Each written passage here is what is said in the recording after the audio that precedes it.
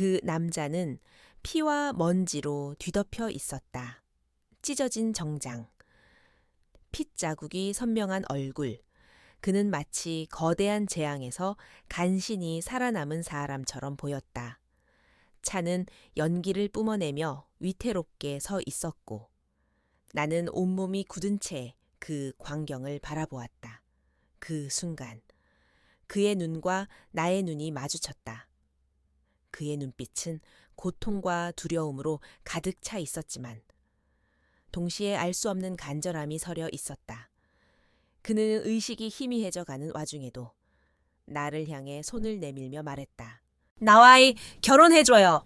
나는 그의 말에 아무 대답도 할 수 없었다. 나는 그가 미쳤다고 생각했다. 아니, 내가 미쳤다고 생각했다. 나는 그를 구해야 한다는 본능적인 충동에 사로잡혔다. 나는 차에 다가가 그의 몸을 짓누르고 있는 잔해들을 치웠다. 그는 힘없는 손으로 나의 손을 잡았다. 그의 손은 차갑고 동시에 뜨거웠다. 그는 다시 말했다. 나와 결혼해 주어요. 나는 그의 눈을 빤히 쳐다보았다. 나는 그의 눈에서 나의 지난 날들을 보았다. 외로움, 공허함, 그리고 깊은 슬픔. 나는 그의 손을 잡고 고개를 끄덕였다. 네. 그리고 나는 그에게 말했다. 네. 내가 당신과 결혼할게요. 이 모든 일이 벌써 1년 전의 일이다. 나는 가끔씩 그날의 기억을 떠올린다. 핏자국이 가득한 그의 얼굴, 그리고 그의 간절한 눈빛. 나는 왜 그에게 네라고 대답했을까? 나는 알 수 없었다. 하지만 나는 알았다. 나의 삶이 이제 곧 달라질 것이라는 것을. 내 이름은 지수. 40대 중반의 평범한 여자다. 나는 서울의 한적한 골목에서 추억 서점이라는 작은 헌책방을 운영하고 있다. 나의 서점은 나의 안식처이자 세상으로부터 나를 보호해주는 작은 성과 같다. 나는 이곳에 앉아 수많은 이야기들을 읽으며 나의 외로움을 달랜다. 나의 하루는 늘 고요하다. 아침에 일어나 가게 문을 열고 오래된 책들을 정리한다. 책갈피에 끼워져 있던 빛바랜 사진들을 보며 나는 가끔씩 잊고 싶었던 기억들을 떠올린다. 나는 과거의 사고로 인해 몸과 마음의 깊은 흉터를 안고 살고 있다. 그 사고 이후 나는 사람들과의 관계를 끊고 혼자만의 세계에 갇혔다. 나는 사랑도 결혼도 믿지 않았다. 나는 이혼 후 오롯이 혼자가 되었다. 나의 아이는 이제 다 자라 자신의 삶을 살고 있다. 우리는 가끔씩 연락하지만 그 관계는 깊지 않았다. 나는 나의 아이에게 나의 아픔을 물려주고 싶지 않았다. 나는 나의 텅 빈 삶을 다른 사람에게 들키고 싶지 않았다. 나의 삶은 텅 빈 페이지 같았다. 나는 수많은 이야기들로 둘러싸여 있지만 내 삶에는 단 한 편의 이야기도 없었다.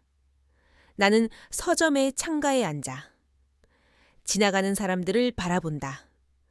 연인들은 손을 잡고 걷고 가족들은 아이의 손을 잡고 행복하게 웃는다. 나는 그들의 모습을 보며 내가 얼마나 외로운 사람인지 깨닫는다. 나는 나의 텅 빈 삶을 채워줄 수 있는 무언가를 찾고 있었다. 하지만 나는 그 무엇도 찾을 수 없었다. 나는 더 이상 사랑을 믿지 않았다.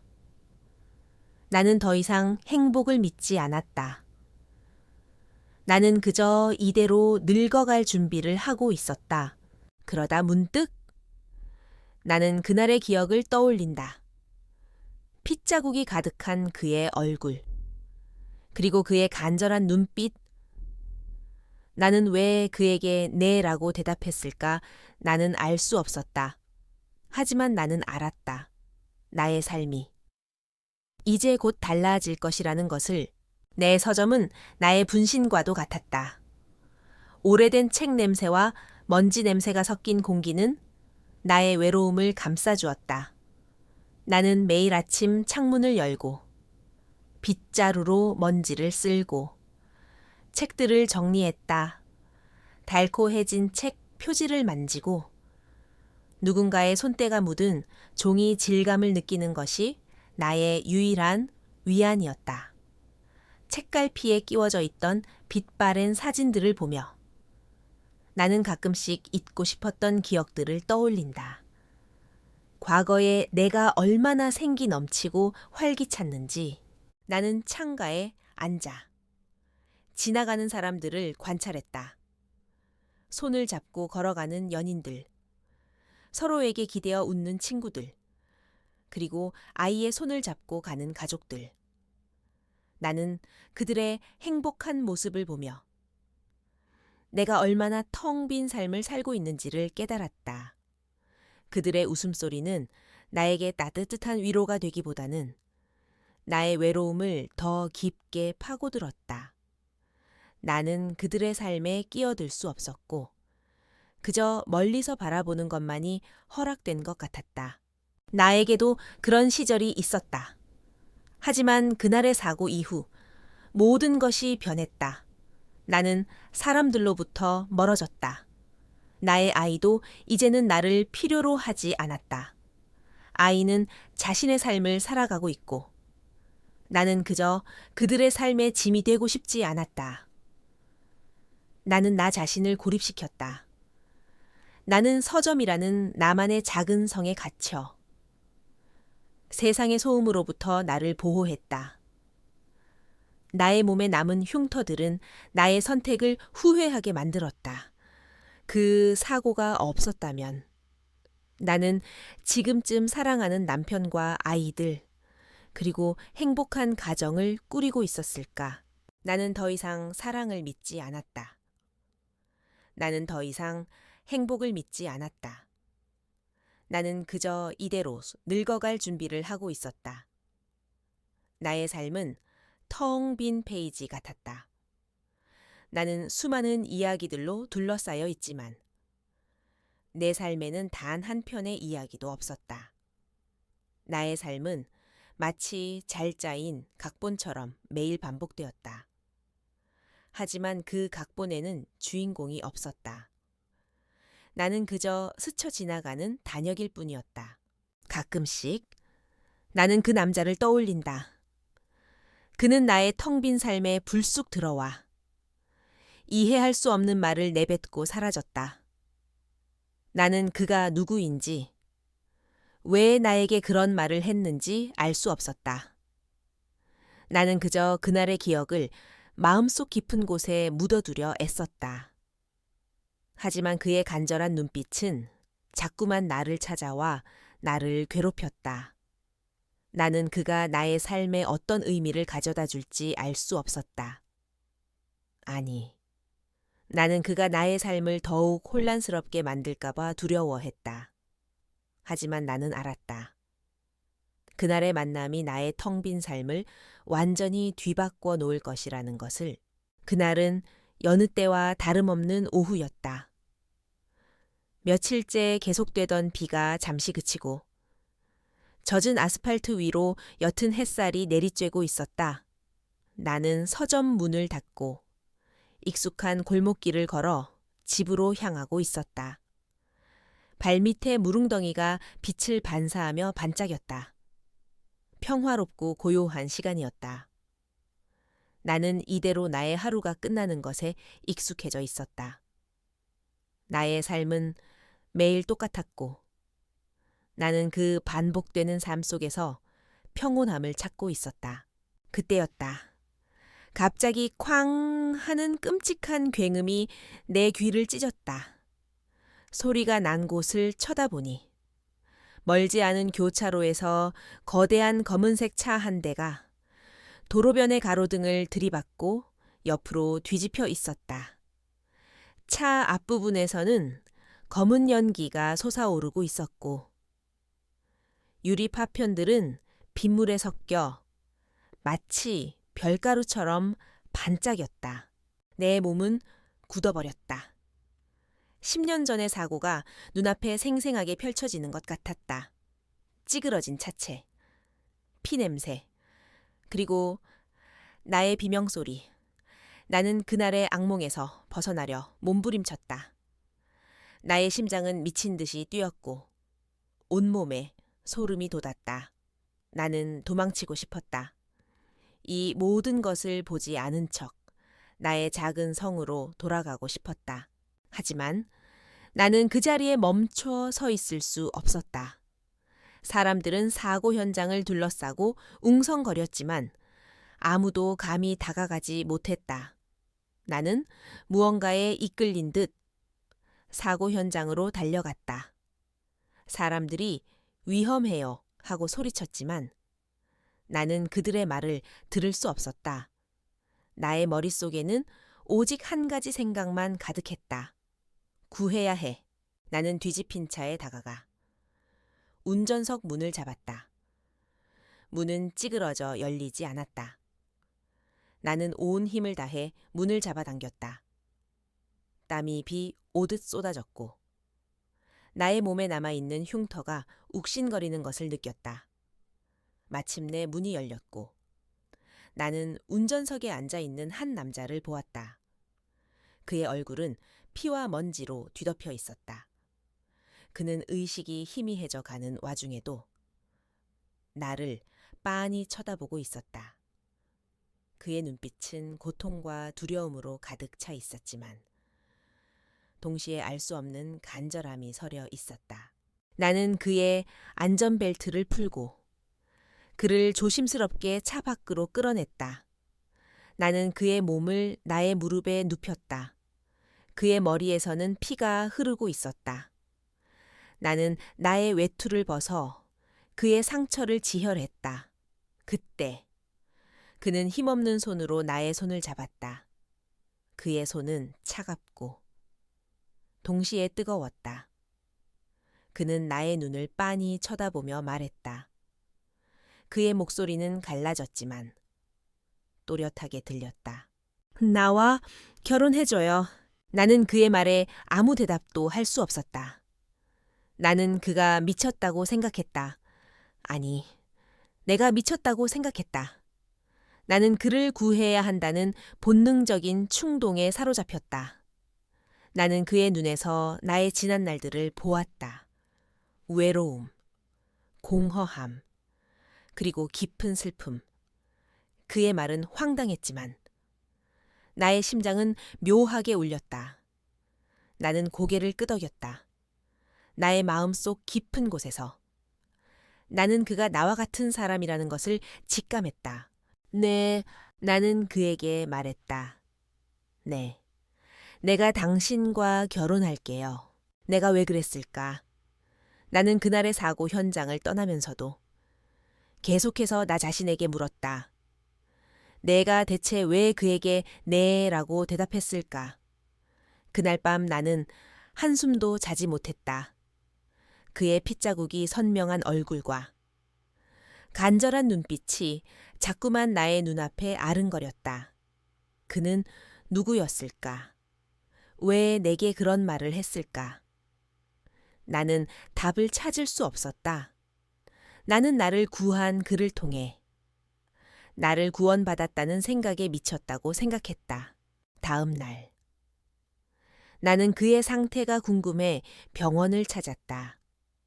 나는 그의 이름도 연락처도 몰랐다. 하지만 나는 그를 찾을 수 있었다. 사고 차량의 주인이 서울에서 가장 큰 기업 중 하나인 한성그룹의 회장이라는 것을 알게 되었기 때문이다. 나는 그의 이름이 민준이라는 것을 알았다. 그는 VIP 병실에 입원해 있었다. 그의 옆에는 비서로 보이는 남자가 서 있었다. 나는 문 밖에서 그를 빤히 쳐다보았다. 그는 내가 어제 구한 그 남자였다. 비서로 보이는 남자가 나에게 다가와 말했다. 무슨 일이시죠? 나는 그의 물음에 아무 대답도 하지 못했다. 그때 병실 안에서 민준이 나를 발견했다. 그는 힘없는 목소리로 비서에게 말했다. 이분, 들어오게 해줘. 나는 그의 말에 놀랐다. 나는 그의 병실로 들어갔다. 그는 나를 보며 옅은 미소를 지었다. 그의 얼굴은 여전히 창백했지만 그의 눈빛은 어제와 같았다. 간절함과 동시에 알 수 없는 공허함이 서려 있었다. 민주는 나의 손을 잡고 말했다. 지민 씨, 어제는 정말 감사했습니다. 지민 씨 덕분에 제가 살았습니다. 나는 그의 말에 고개를 끄덕였다. 그는 잠시 침묵하더니 다시 말했다. 지민 씨, 저와 결혼해달라고 했던 말, 진심이었습니다. 그의 말에 나는 심장이 멎는 것 같았다. 나는 그의 눈을 똑바로 쳐다보았다. 왜 저한테 그러는 거죠? 저는 평범한 헌책방 주인이에요. 당신은 모든 것을 가진 사람이고요. 민주는 씁쓸하게 웃으며 말했다. 저는 죽음의 문턱에서 당신을 만났습니다. 당신은 저를 살려주셨어요. 저는 그 순간 깨달았습니다. 제가 지금까지 살았던 삶이 얼마나 텅 비어 있었는지를. 저는 항상 사람들에게 둘러싸여 있었지만 단 한 명의 진정한 친구도 없었어요. 저에게 다가오는 사람들은 모두 제가 가진 것들만 보았어요. 저는 혼자였습니다. 지민 씨. 당신은 제게 아무것도 묻지 않았어요. 당신은 그저 저를 구해 주셨어요. 당신의 눈에는 제 진심이 보였어요. 나는 그의 말에 눈물이 핑 돌았다.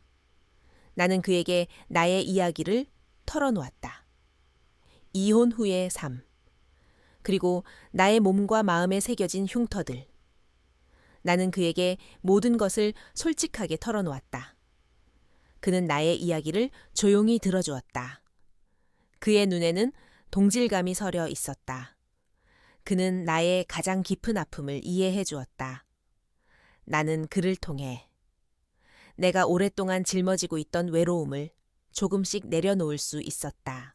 나는 그가 부자라는 사실이 중요하지 않다는 것을 깨달았다. 그는 돈으로 채울 수 없는 깊은 공허함을 안고 있었다. 그리고 나는 그와 같은 공허함을 안고 살아가는 사람이었다. 우리는 서로에게 위로가 되었다. 나는 그와 함께라면 나의 텅 빈 삶의 새로운 페이지를 채워나갈 수 있을 것 같았다. 우리의 이야기는 이제 시작이었다.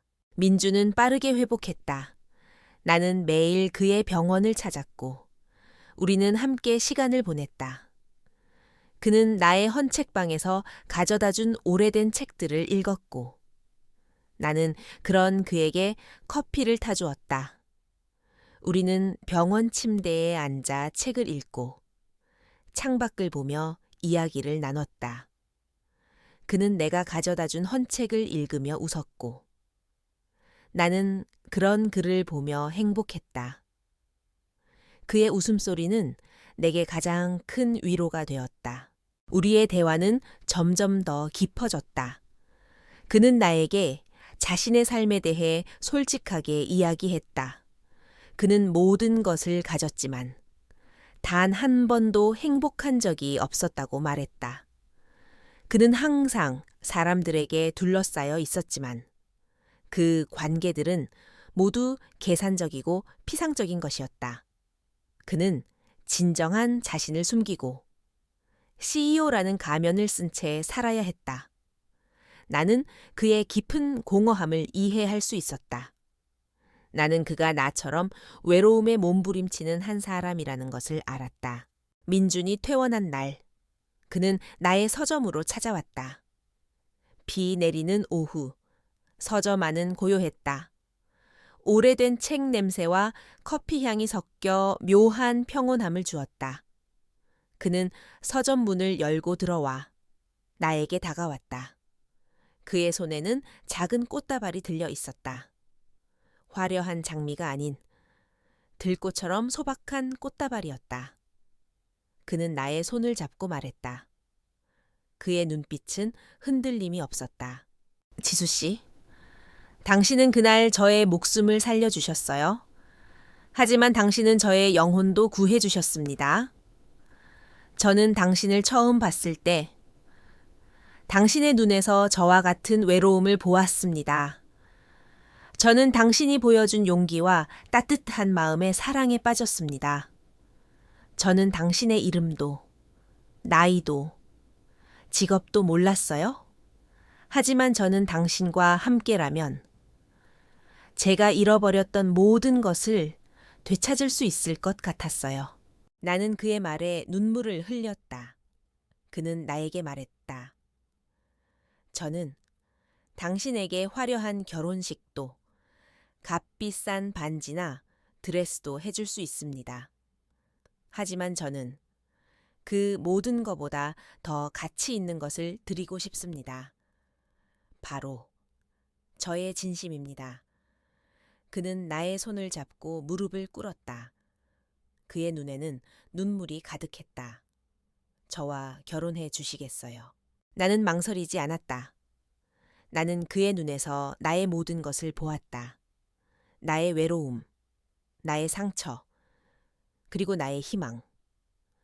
나는 그를 통해 나의 삶을 다시 시작할 수 있을 것 같았다. 나는 고개를 끄덕였다. 네, 민준 씨, 나는 그에게 말했다. 저는 당신의 돈을 사랑하는 게 아니에요. 당신의 지위도 아니고요. 저는 당신의 진심을 사랑해요. 그는 나의 손을 잡고 일어났다. 우리는 서로를 끌어안았다. 나는 그의 품에서 편안함을 느꼈다. 우리의 사랑은 그 어떤 세상의 조건보다 더 단단했다. 우리는 그날 서로의 영혼을 구원했다. 나는 더 이상 외롭지 않았다. 나의 삶은 더 이상 텅 빈 페이지가 아니었다. 우리의 이야기는 이제 시작이었다.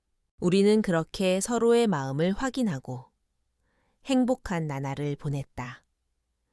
나는 매일같이 민준의 회사로 직접 만든 도시락을 가져다 주었고 그는 마치 세상에서 가장 귀한 보물을 받은 것처럼 기뻐했다. 우리의 사랑은 돈으로 살 수 없는 가장 소박하고 진실한 것이었다. 민주는 주저없이 우리 관계를 세상에 알리기로 했다. 그는 기자회견을 열고 내가 자신을 구한 이야기와 우리가 어떻게 사랑하게 되었는지에 대해 솔직하게 이야기했다. 그의 고백은 전 세계를 놀라게 했다. 하지만 세상의 반응은 우리가 예상했던 것보다 훨씬 더 차가웠다. 언론은 우리를 세기의 커플이라며 떠들어댔지만 그들의 시선은 곱지 않았다. 사람들은 내가 그를 돈 때문에 만났다고 수군거렸다. 평범한 헌책방 주인이 CEO를 꼬셨다니. 대단한 여자네. 죽어가는 사람 구해주고 팔자 고친 거 아니야. 나는 그들의 날카로운 시선과 비난에 상처 입었다. 민준의 부모님은 난리가 났다. 그들은 당장 나를 만나자고 했고 나는 민준과 함께 그들의 저택으로 향했다. 위압적인 저택 안에서 나는 숨이 막히는 것 같았다. 민준의 부모님은 우리를 차가운 눈빛으로 바라보았다. 민준의 어머니는 나에게 말했다. 지수 씨, 우리 민준이는 이 회사를 이끌어갈 후계자입니다. 그 자리에는 그에 걸맞은 사람이 필요합니다. 이혼 경력에 특별한 배경도 없는 지수 씨가 우리 집안과 민준이의 미래에 도움이 될 수 있을까요? 그녀의 목소리는 부드러웠지만 그 속에는 날카로운 비수가 숨겨져 있었다. 민준의 아버지는 더 직접적으로 말했다. 지수 씨, 솔직히 말해서 우리 민준이의 돈을 보고 접근한 것 아닙니까? 죽어가는 사람 구해주고 신데렐라가 되려는 속셈인가? 그의 말에 나는 온몸의 피가 식는 듯한 기분이었다. 나는 내가 그를 사랑해서 결혼하는 것이 아니라 그의 돈을 보고 결혼하려는 사람으로 낙인 찍혔다. 나는 고개를 숙였다. 더 이상 할 말이 없었다. 그들의 말이 틀리지 않았다고 생각했다. 나는 그에게는 짐이 될 수도 있었다.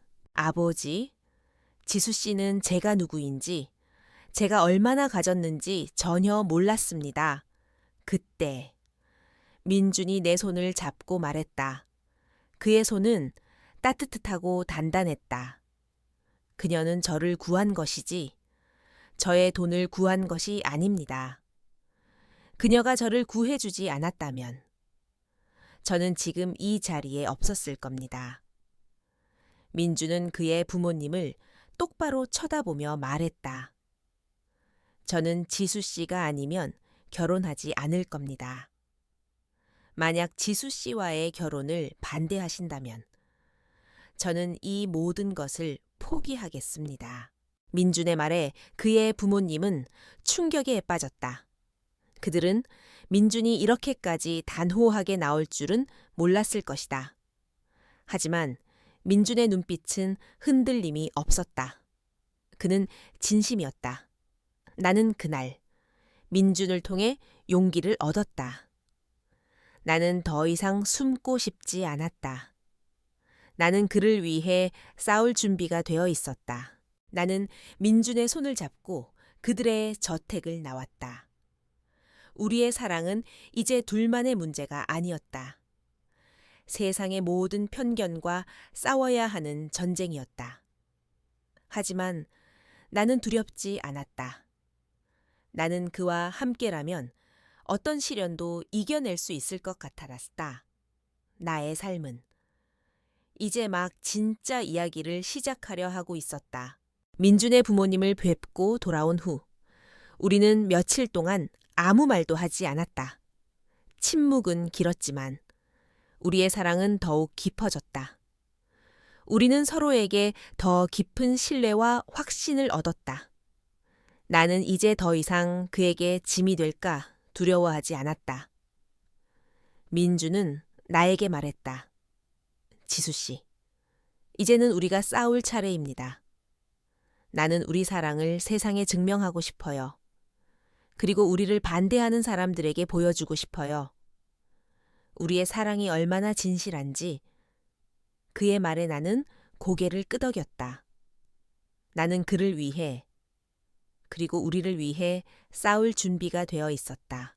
민주는 기자회견을 열었다. 수많은 카메라 플래시와 기자들의 질문들이 쏟아졌다. 나는 그의 옆에 섰다. 나의 심장은 미친 듯이 뛰었지만 나는 민준의 손을 잡고 그들의 시선을 똑바로 쳐다보았다. 민준은 기자들의 질문에 흔들림 없이 답했다. 저는 회장이라는 이름으로 살았지만 단 한 번도 행복한 적이 없었습니다. 저는 늘 혼자였습니다.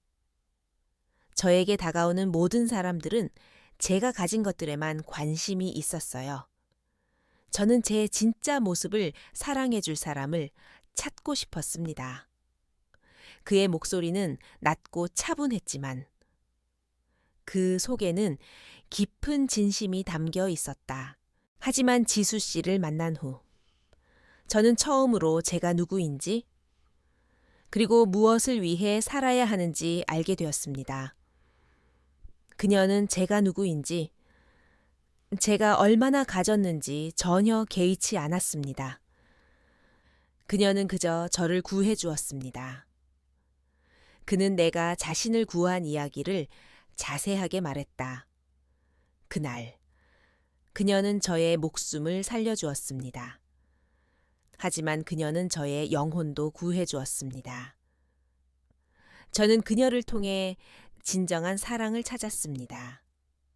저는 지수 씨가 아니면 결혼하지 않을 겁니다.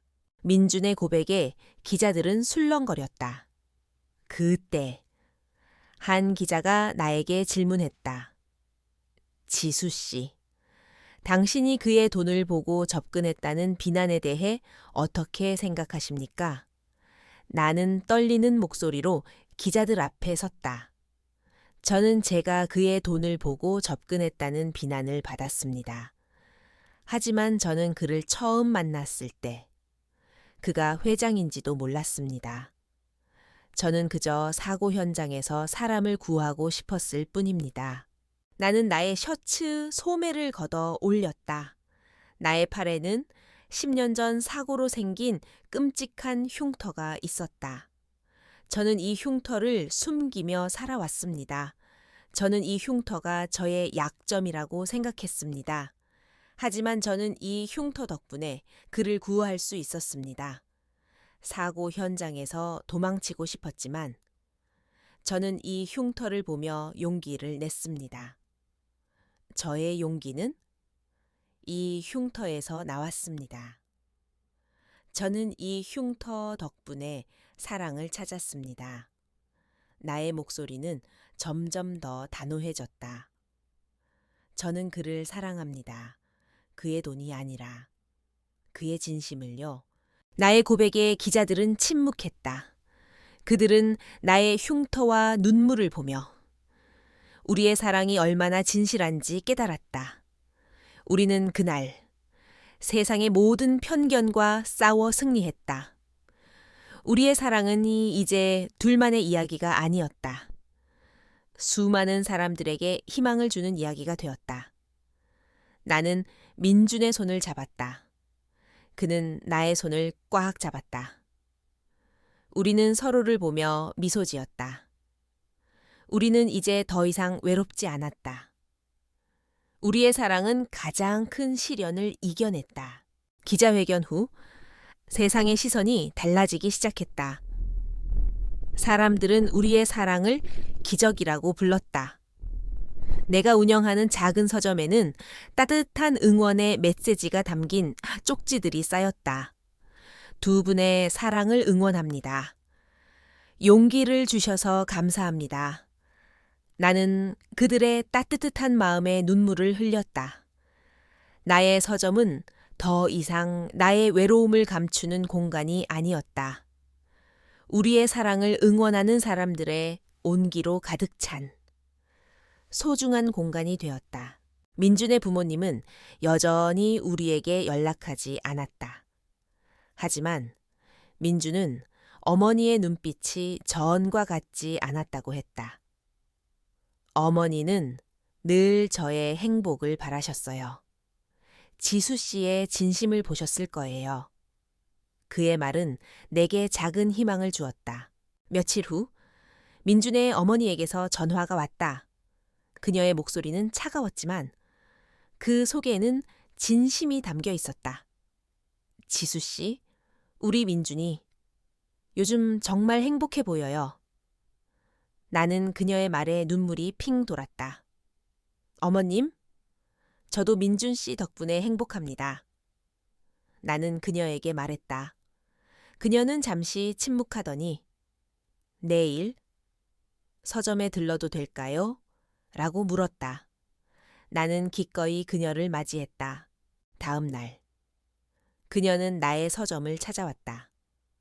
그녀는 화려한 드레스 대신 소박한 원피스를 입고 있었다. 나는 그녀에게 따뜻한 차 한 잔을 내주었다. 그녀는 차를 마시며 서점 안을 둘러보았다. 민준이가 너를 만난 후로 정말 많이 변했어. 예전에는 늘 불안해 보였는데 이제는 눈빛이 달라졌어. 정말 행복해 보여. 그녀는 나의 손을 잡고 말했다. 그녀의 눈에는 눈물이 가득했다.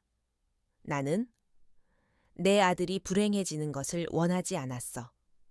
하지만 나는 내 아들의 행복이 돈이나 명예에 달려 있다고 생각했어. 하지만 나는 너를 보면서 깨달았어.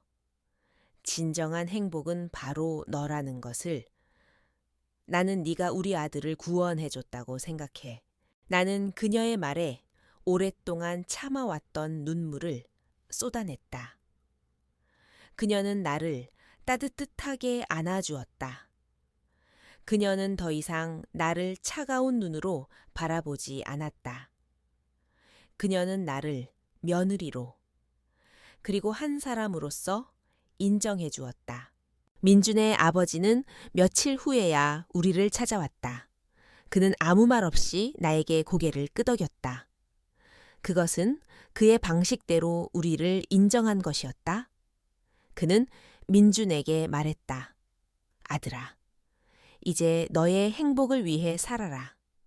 그의 말은 나에게는 가장 큰 승리였다. 우리의 사랑은 그들의 반대를 이겨냈다. 우리는 결혼을 준비했다. 화려한 결혼식 대신. 우리는 우리의 가족들과 가장 친한 친구들만 초대해 소박한 결혼식을 올리기로 했다. 나의 아이도 우리의 결혼식을 진심으로 축하해 주었다. 나는 더 이상 외롭지 않았다. 나는 민준과 함께 나의 삶을 다시 시작할 수 있었다. 우리는 서로의 상처를 보듬어주고 서로에게 용기를 주었다. 우리의 사랑은 가장 큰 시련을 이겨냈다. 결혼 후 우리의 삶은 아주 평범하고 조용했다. 화려한 신혼여행이나 값비싼 선물은 없었다. 우리는 그저 우리의 소박한 삶을 함께 시작했다. 하지만 나는 매일이 신혼여행 같았다. 민주는 여전히 회사의 CEO였지만 그는 이전과는 달랐다. 그는 더 이상 일에 얽매이지 않았다. 그는 나에게, 그리고 우리에게 더 많은 시간을 할애했다. 그는 자신의 바쁜 일정을 조정하고 매일 오후 5시가 되면 나의 서점으로 찾아왔다. 민주는 고급 정장 대신 편안한 캐주얼 복장으로 나타났다.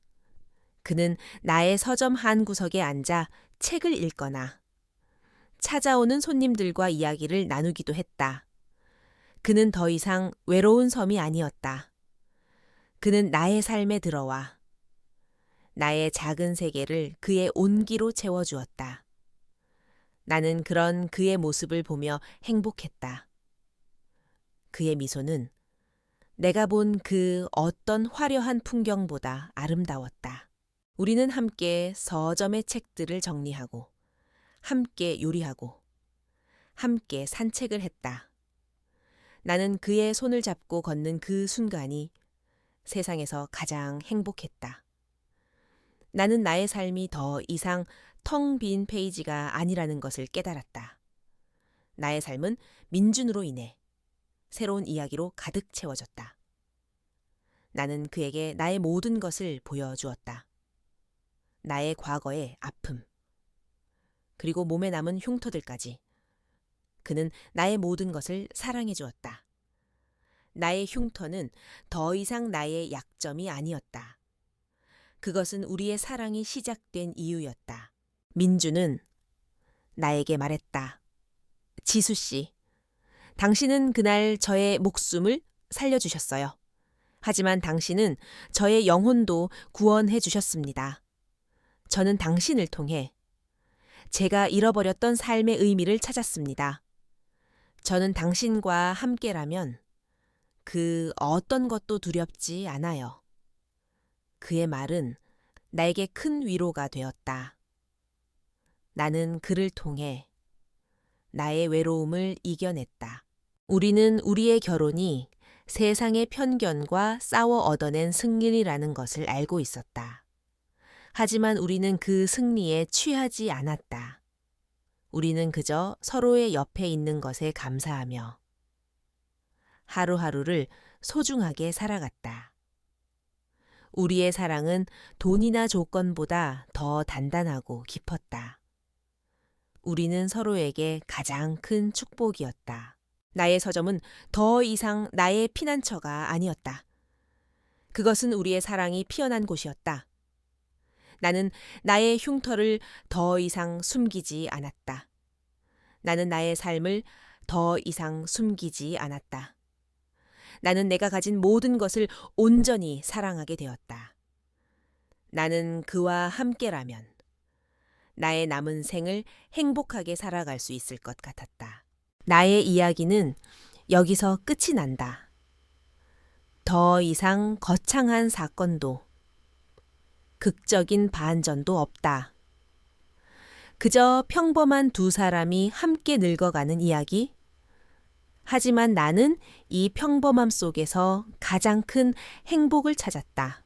민준과 나는 여전히 나의 작은 서점에서 살고 있다. 사람들은 우리가 왜 이 작은 집에서 사는지 궁금해한다. 그는 여전히 회사의 CEO이고 나는 그저 평범한 헌책방 주인이기 때문이다. 하지만 우리는 우리의 삶에 만족한다. 이 작은 공간은 세상에서 가장 아늑하고 소중한 우리의 보금자리이다. 민주는 더 이상 돈과 명예에 연연하지 않았다.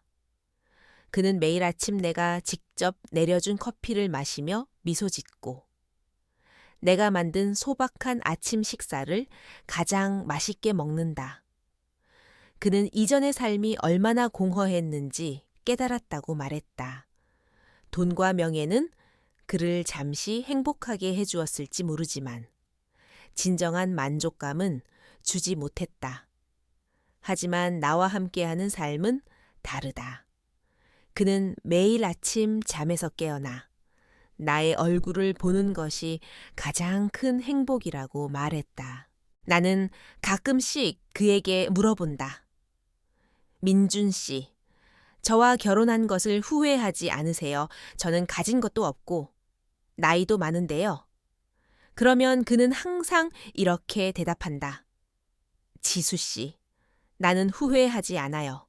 나는 지수 씨를 통해 내가 잃어버렸던 모든 것을 되찾았어요. 지수 씨는 나에게 가장 큰 구원이셨어요. 그의 말은 내게 큰 위로가 된다. 나는 그를 만난 후로 한 번도 외롭다고 느낀 적이 없다. 오늘도 우리는 서점 한 구석에 앉아 따뜻한 차를 마시며 책을 읽는다. 빗물이 창문을 타고 흐르는 소리가 잔잔한 음악처럼 들린다. 나는 그가 읽고 있는 책의 제목을 보았다. 잃어버린 시간을 찾아서. 나는 미소 지었다. 그는 이제 잃어버린 시간을 찾았다. 그리고 나는 그 시간의 조각들을 모두 모아 새로운 삶을 시작했다. 나는 이제 안다. 행복은 돈으로 살 수 있는 것이 아니라는 것을. 진정한 행복은 서로의 마음을 알아봐 주는 것에서 온다는 것을. 나는 나의 몸에 남아있는 흉터를 더 이상 부끄러워하지 않는다. 그것은 우리의 사랑이 시작된 이유였다. 나의 이야기는 세상의 모든 외로운 사람들에게 전하는 작은 위로가 되기를 바란다. 당신의 삶에도 당신의 마음을 알아봐줄 누군가가 나타날 것이라고. 나의 가장 큰 실수는 나의 가장 큰 축복이었다.